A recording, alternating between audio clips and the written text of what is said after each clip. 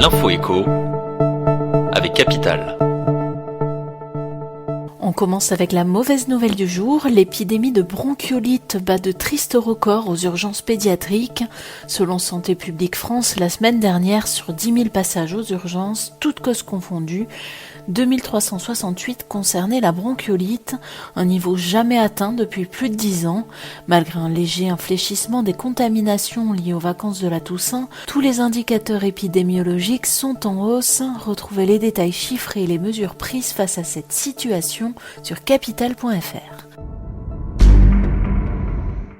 On enchaîne avec le chiffre du jour. Les taux d'intérêt des crédits immobiliers ne cessent d'augmenter depuis un an. Ils ont tout simplement doublé sur cette période et cette tendance ne s'arrête pas. En novembre, les taux moyens constatés par les courtiers tournent autour de 2,3% pour les prêts sur 20 ans. Conséquence, les ménages rencontrent de plus en plus de difficultés pour décrocher un crédit immobilier. Heureusement, il reste quelques solutions aux candidats à l'achat pour faire passer leur dossier. Assurance emprunteur, crédit complémentaire à un taux bonifié, prêt à l'accession sociale. Découvrez sur notre site les moyens pour vous aider à décrocher votre emprunt immobilier.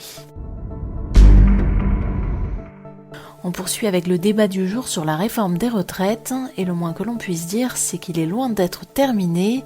Le ministère du Travail vient de dévoiler une synthèse des concertations avec les partenaires sociaux sur le premier volet. Il concerne l'emploi des seniors ainsi que tous les dispositifs de transition entre l'activité et la retraite.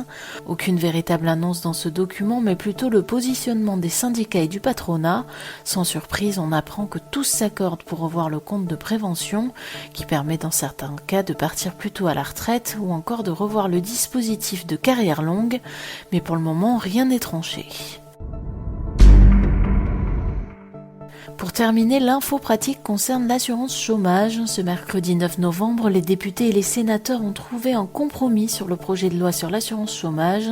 Le premier article permet au gouvernement d'agir par décret pour modifier les règles de l'assurance chômage à compter du 1er novembre 2022, notamment de moduler les règles d'indemnisation en fonction de la conjoncture économique. L'idée serait de les rendre plus strictes en cas d'embellie sur le marché du travail et de les assouplir lorsque la situation se dégrade.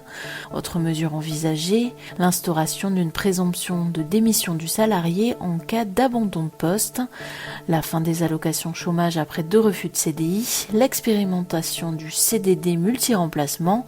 Plus d'infos sur capital.fr. C'était l'info écho avec Capital.